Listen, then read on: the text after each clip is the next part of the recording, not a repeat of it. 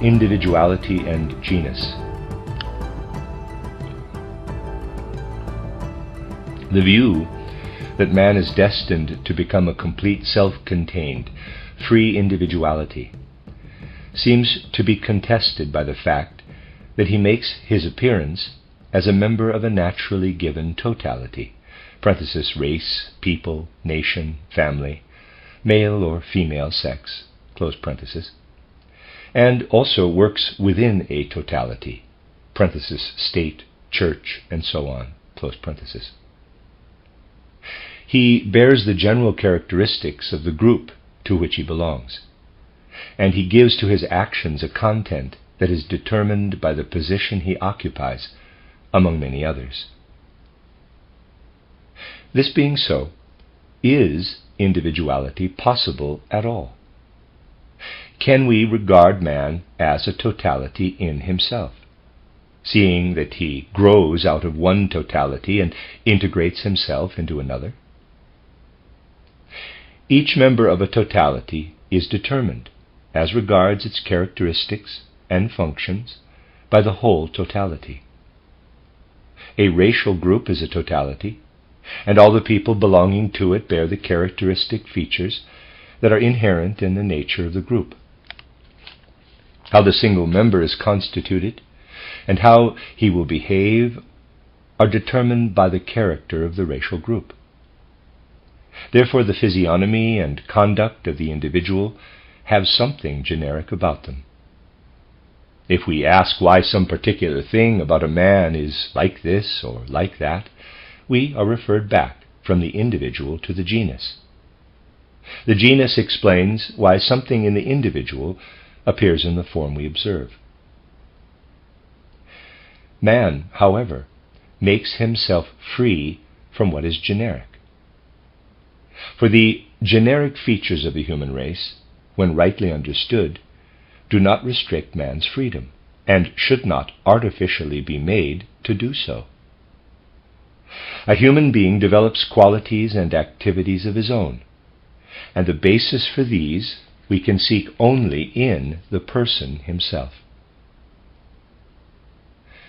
What is generic in him serves only as a medium in which to express his own individual being. He uses as a foundation the characteristics that nature has given him, and to these he gives a form appropriate to his own being. If we seek in the generic laws the reasons for an expression of his being, we seek in vain. We are concerned with something purely individual that can be explained only in terms of itself.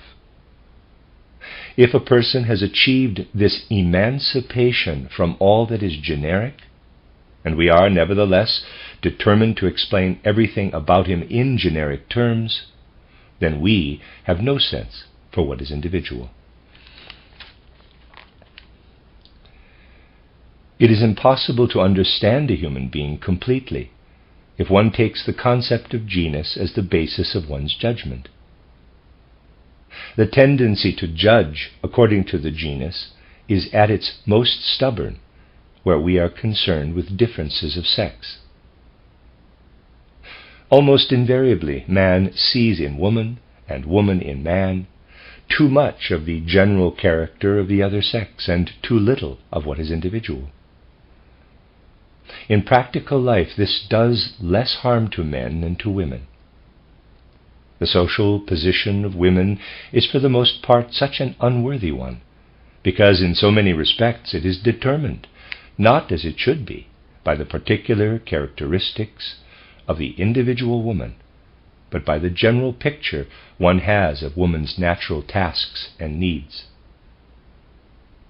A man's activity in life is governed by his individual capacities and inclinations, whereas a woman's is supposed to be determined solely by the mere fact that she is a woman. She is supposed to be a slave to what is generic, to womanhood in general. As long as men continue to debate whether a woman is suited to this or that profession, quote, according to her natural disposition, close quote, The so-called woman's question cannot advance beyond its most elementary stage.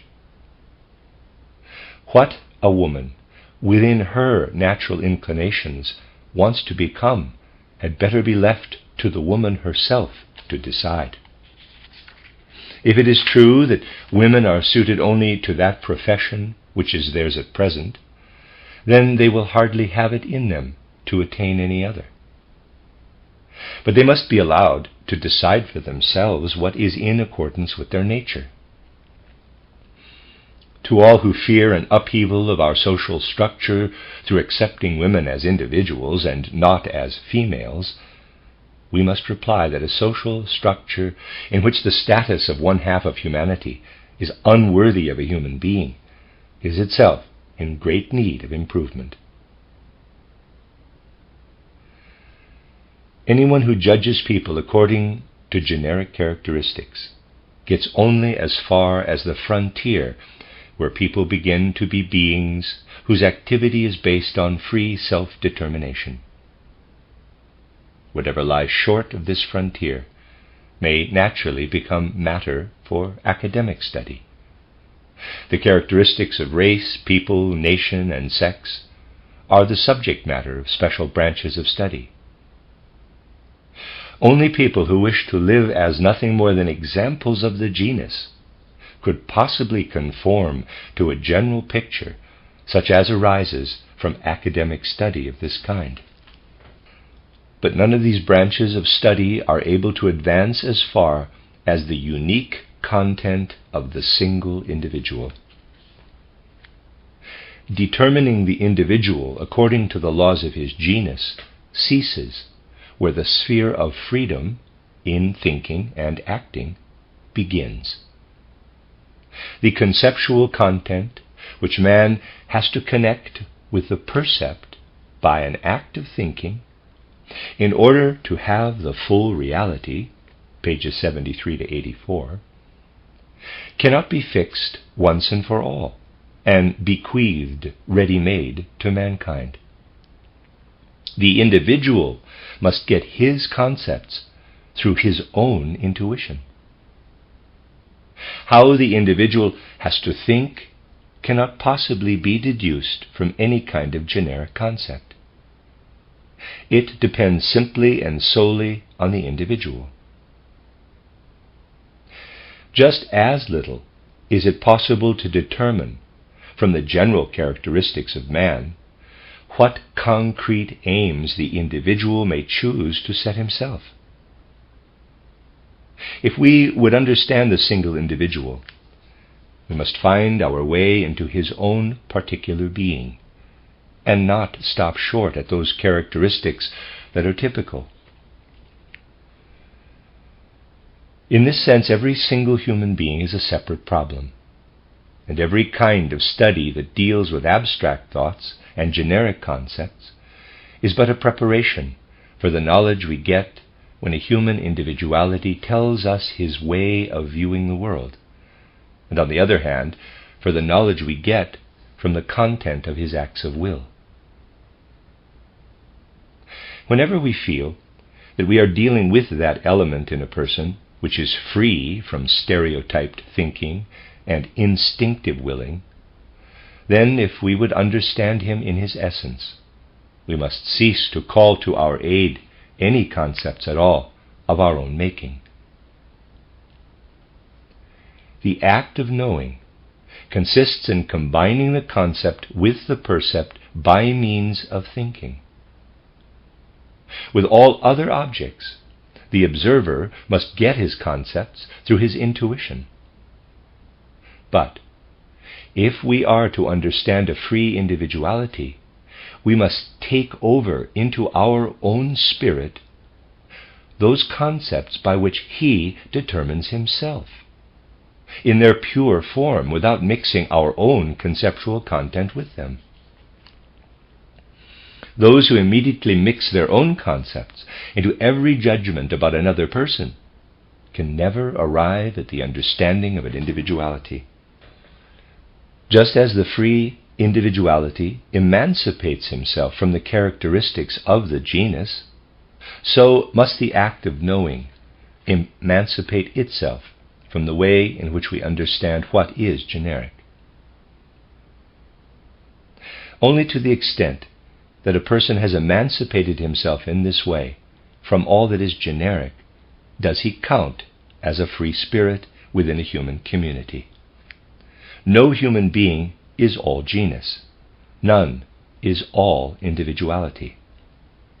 But every person gradually emancipates a greater or lesser sphere of his being, both from the generic characteristics of animal life and from domination by the degrees of human authorities. As regards that part of his nature where a man is not able to achieve this freedom for himself, he constitutes a part of the whole organism of nature and spirit. In this respect, he lives by copying others or by obeying their commands. But only that part of his conduct that springs from his intuitions can have ethical value in the true sense. And those moral instincts that he possesses through the inheritance of social instincts acquire ethical value through being taken up into his intuitions. It is from individual ethical intuitions and their acceptance by human communities that all moral activity of mankind originates. In other words, the moral life of mankind is the sum total of the products of the moral imagination of free human individuals. This is the conclusion reached by monism.